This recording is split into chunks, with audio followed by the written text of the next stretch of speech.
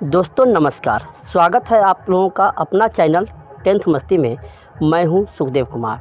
आज हम modern history से बंगाल विभाजन और स्वदेशी आंदोलन को लेकर आए हैं। यानी बंगाल विभाजन एवं स्वदेशी आंदोलन से प्रश्न लेकर आए हैं। वन लाइनर क्वेश्चन है और यह परीक्षा की दृष्टि से काफ़ी महत्वपूर्ण है और ख़ासकर उन विद्यार्थियों के लिए जो बीपीएससी के द्वारा जो शिक्षक बहाली में शामिल होना चाहते हैं, तो उनके लिए बंगाल विभाजन एवं स्वदेशी आंदोलन काफ़ी इम्पोर्टेंट है। तो चलिए हम देर न करते हुए एक एक पॉइंट को हम देखते हैं कि स्वदेशी आंदोलन में क्या कह रहा है। बंगाल विभाजन एवं स्वदेशी आंदोलन ध्यान से देखेंगे आप लोग। इसमें कह रहा है कि बंगाल का विभाजन किस वायसराय के काल में हुआ। तो बंगाल का विभाजन के समय वायसराय कौन था? तो लॉर्ड कर्जन था। कौन था? लॉर्ड कर्जन था। बंगाल का विभाजन किस वायसराय के काल में हुआ? तो लॉर्ड कर्जन के। बंगाल विभाजन की घोषणा कब प्रभावी हुई, माने कब यह प्रभावी रूप से लागू हुआ? तो 16 अक्टूबर 1905 ईस्वी को बंगाल विभाजन की घोषणा कब प्रभावी हुई? तो यह 16 अक्टूबर 1905 को जो है प्रभावी हो गई। आगे है, बड़ा अच्छा पॉइंट है कि 20 जुलाई 1905 को बंगाल के विभाजन के निर्णय की घोषणा हुई। तो जानते हैं कोई भी चीज़ निर्णय होता है उसका विरोध भी होता है, जिसके विरोध में 7 अगस्त 1905 को कलकत्ता के टाउन हॉल में स्वदेशी आंदोलन का प्रारंभ हुआ। पूछ देगा कि बंगाल विभाजन का जो है विरोध कब हुआ था? 7 अगस्त 1905 को। कहाँ? तो कलकत्ता के टाउन हॉल में, और उसके बाद स्वदेशी आंदोलन का प्रारंभ हुआ। अच्छा, तो आगे है, इसकी ऐतिहासिक बैठक हुई और बहिष्कार प्रस्ताव भी स्वीकृत हुआ। आगे है कि बंगाल का विभाजन मुख्यतः किस उद्देश्य से किया गया? तो बंगाल का विभाजन का उद्देश्य था बंगाली राष्ट्रवाद की भावना को कमज़ोर करना, यानी दुर्बल करना। माने बंगाल में जो राष्ट्रवाद की जो भावना थी, देश प्रेम की जो भावना थी, उसको कमज़ोर करना यानी दुर्बल करना, इसका मुख्य उद्देश्य था। आगे है, बंगाल का विभाजन जब हुआ तो बंगाल का विभाजन किस ढंग से हुआ? तो ध्यान से देखेंगे आप लोग। बंगाल का विभाजन 1905 में हुआ था। बंगाल का विभाजन जो है 1905 में हुआ था और विभाजन करके 2 भागों में बांट दिया था, पश्चिम बंगाल और दूसरा था पूर्वी बंगाल। पश्चिम बंगाल में क्या था? बंगाल था, बिहार था और उड़ीसा था। और खासकर यह हिंदू जनसंख्या वाला क्षेत्र था, हिंदू जनसंख्या बाहुल्य क्षेत्र था, माने यहाँ पर हिंदू जनसंख्या की संख्या अधिक थी। और इधर पूर्वी बंगाल में जो था तो पूर्वी बंगाल था और असम था, और यहाँ मुस्लिम जनसंख्या का क्षेत्र अधिक था, यहाँ पर मुस्लिम जनसंख्या अधिक था। तो इस तरह से बंगाल का विभाजन 2 भागों में हो गया, पश्चिम बंगाल और पूर्वी बंगाल। एक एक पॉइंट को ध्यान से देखेंगे आप लोग। आगे है कि बंगाल विभाजन जब हुआ तो उस समय वंदे मातरम किस आंदोलन के दौरान भारतीय राष्ट्रीय कांग्रेस का प्रेरक गीत बन गया? तो यही स्वदेशी आंदोलन जो 7 अगस्त 1920 को जो था, 1905 को अभी देखे हैं, अभी वो हम बता रहे हैं। स्वदेशी आंदोलन जो था 7 अगस्त 1905 को जब स्वदेशी आंदोलन हुआ, तो उसी स्वदेशी आंदोलन में जो वंदे मातरम गीत जो था वो भारतीय राष्ट्रीय आंदोलन का प्रेरणा का गीत बन गया, यानी प्रेरक गीत बन गया। कौन? स्वदेशी आंदोलन में। और बंगाल के विभाजन 1905 के विरोध में जो आंदोलन हुआ उसका नेतृत्व कौन कर रहे थे? सी बनर्जी, माने सुरेंद्र नाथ बनर्जी। आगे है कि दिल्ली में स्वदेशी आंदोलन का नेतृत्व किसने किया था? तो सैयद हैदर रजा ने। सैयद जो है हैदर रजा जो है दिल्ली में जो स्वदेशी आंदोलन था उसका नेतृत्व किया था, सैयद हैदर रजा। तो याद रखेंगे आप लोग। आगे है कि मद्रास में जब स्वदेशी आंदोलन था, मद्रास में स्वदेशी आंदोलन का इसका नेतृत्व किसने किया था? तो चिदम्बरम पिल्लई ने किया था। बहुत ही इंपॉर्टेंट पॉइंट है कि मद्रास में स्वदेशी आंदोलन का नेतृत्व किसने किया था? चिदम्बरम पिल्लई ने। कौन किया था? चिदम्बरम पिल्लई ने। आगे है कि ब्रिटिश वस्तुओं के बहिष्कार को राष्ट्रीय नीति के रूप में किस वर्ष स्वीकार किया गया? माने स्वीकृति उसको कब मिला? तो वर्ष 1905 में मिला। आगे है कि ब्रिटिश पत्रकार H.W. नेविल्सन किस आंदोलन से जुड़े हुए थे? तो अभी जो है स्वदेशी आंदोलन से जुड़े थे। ब्रिटिश पत्रकार पूछ देगा, H.W. नेविल्सन जो थे स्वदेशी आंदोलन से जुड़े थे। किस आंदोलन से जुड़े थे? स्वदेशी आंदोलन से। चाहे ये भी पूछ देगा, स्वदेशी आंदोलन से निम्न में से कौन से ब्रिटिश पत्रकार जुड़े हुए थे? तो यही होगा H.W. नेविल्सन। ध्यान रखेंगे आप लोग।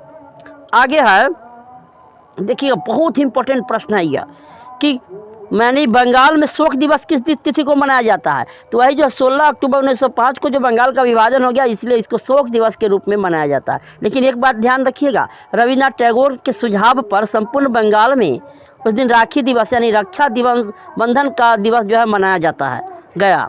यानी कब? मैंने 16 अक्टूबर 1905 को जो है बंगाल में शोक दिवस मनाया गया, लेकिन रविन्द्रनाथ टैगोर के सुझाव पर संपूर्ण बंगाल में इसी दिन जो है राखी दिवस यानी रक्षाबंधन के दिवस जो है मनाया गया। आगे देखेंगे आप लोग, इसमें है कि आगे है कि अरुणेल्ड समिति के सुझाव पर वर्ष 1911 में बंगाल का पुनः एकीकरण कर दिया गया और दिल्ली जो है भारत की राजधानी, फिर उसको एक कर दिया गया विभाजन के बाद और उसकी राजधानी जो है भारत की दिल्ली बना दिया गया। पूछ देगा कि बंगाल विभाजन को समाप्त कब कर दिया गया? तो अरुणडेल समिति के सुझाव पर वर्ष 1911 में जो है इसको जो है पुनः जो है एकीकृत कर दिया। पश्चिमी बंगाल और पूर्वी बंगाल को सीधे बंगाल कर दिया गया और दिल्ली जो है भारत की राजधानी बनाया गया। तो ये भी इम्पोर्टेंट पॉइंट था। अब आगे देख लेते हैं, इसका एक भाग इधर का हो गया। अब इधर है, ध्यान से देखेंगे आप लोग कि वर्ष 1905 में जब स्वदेशी आंदोलन था को किसने साथ नहीं दिया, किसका समर्थन नहीं मिला? तो वही जो था कृषक और मुसलमान वर्ग का समर्थन प्राप्त नहीं हुआ। आगे है कि भारत की प्राचीन कला परंपराओं को पुनर्जीवित करने के लिए एक Indian society of Orient art की स्थापना किसने की थी? तो वही होगा अवनींद्रनाथ टैगोर ने। कौन किया? अवनींद्रनाथ टैगोर ने। अब स्वदेशी आंदोलन जो हुआ था 1905 में के प्रारंभ का तत्कालिक कारण क्या था? तो वही जो लॉर्ड कर्जन जो था, तो लॉर्ड कर्जन द्वारा बंगाल का विभाजन कर दिया गया। लॉर्ड कर्जन द्वारा जो है बंगाल का विभाजन कर दिया गया, इसी यही जो है स्वदेशी आंदोलन का तत्कालिक कारण था। आगे है, अब बहुत ही इंपॉर्टेंट प्रश्न है ये, देखिएगा कि बंगाल में ब्रिटेन की वस्तुओं का बहिष्कार का सुझाव सर्वप्रथम किसने दिया था? तो कृष्ण कुमार मित्र ने दिया था। कृष्ण कुमार मित्र ने दिया था। लेकिन जानते हैं कृष्ण कुमार मित्र जो है बंगाल में एक पत्रिका था संजीवनी, उसका संपादक थे ये। 1905 में बंगाल पत्रिका जो था संजीवनी के संपादक, पूछ देगा कौन थे? तो कृष्ण कुमार मित्र थे। कृष्ण कुमार मित्र थे। आगे है कि स्वदेशी बांधव समिति की स्थापना किसने की थी? तो स्वदेशी बांधव समिति के स्थापना जो है अश्विनी कुमार दत्त ने किए थे। कौन? अश्विनी कुमार दत्त ने किए थे। तो चलिए आगे देखते हैं।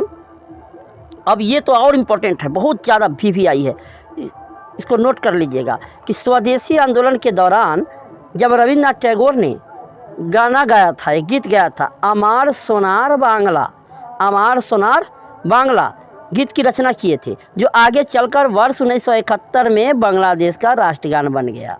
हमारे यहाँ का राष्ट्रगान जैसे कि जनगण मन है, जो रविन्द्रनाथ टैगोर का ही दिया हुआ है, तो रविन्द्रनाथ टैगोर का ही गाना था कि अमार सोनार बांग्ला, जो आगे चलकर वर्ष 1971 में बांग्लादेश का राष्ट्रगान बन गया। पूछ देगा बांग्लादेश का राष्ट्रगान कौन है? तो यही अमार सोनार बांग्ला।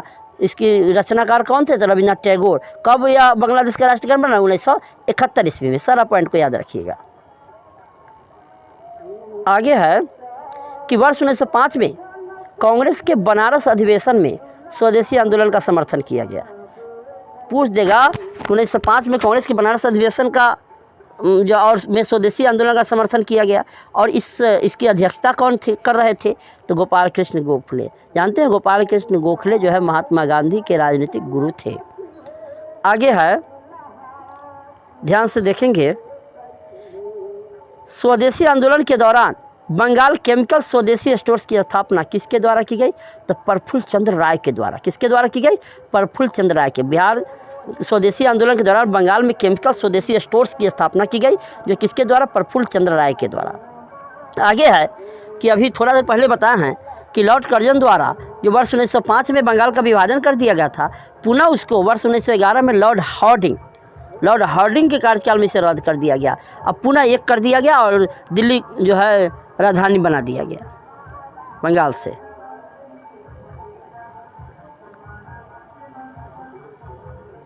आगे है कि स्वदेशी आंदोलन का आलोचक, जानबे करते हैं हर कुछ का आलोचक भी होता है, तथा पूर्व व पश्चात के मध्य एक बेहतर संबंध का समर्थक कौन था। बहुत ही इंपॉर्टेंट, कितना बार पूछ चुका है, तो रविन्द्रनाथ टैगोर थे। स्वदेशी आंदोलन का आलोचक तथा पूर्व व पश्चात के मध्य एक बेहतर संबंध का समर्थक भी था, तो कौन, रविन्द्रनाथ टैगोर थे। इनको गुरुदेव की उपाधि मिला हुआ, गुरुदेव रविन्द्रनाथ टैगोर थे।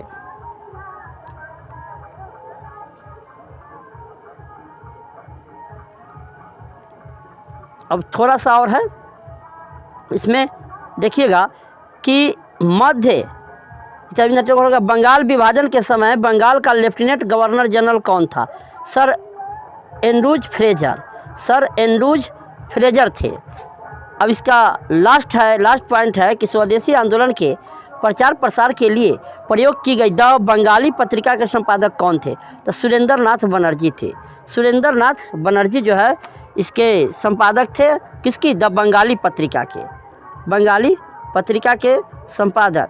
अब जो है इस जो है बंगाल विभाजन और स्वदेशी आंदोलन से जो भी इम्पोर्टेंट प्रश्न है, सारे प्रश्न को हम कवर किए हैं, और मुझे उम्मीद है कि यह वीडियो आपको पसंद आई होगी। इस तरह की और भी वीडियो देखना चाहते हैं तो मेरे चैनल को सब्सक्राइब करें, दोस्तों से शेयर करें। मिलते हैं अगले वीडियो में। Thank you for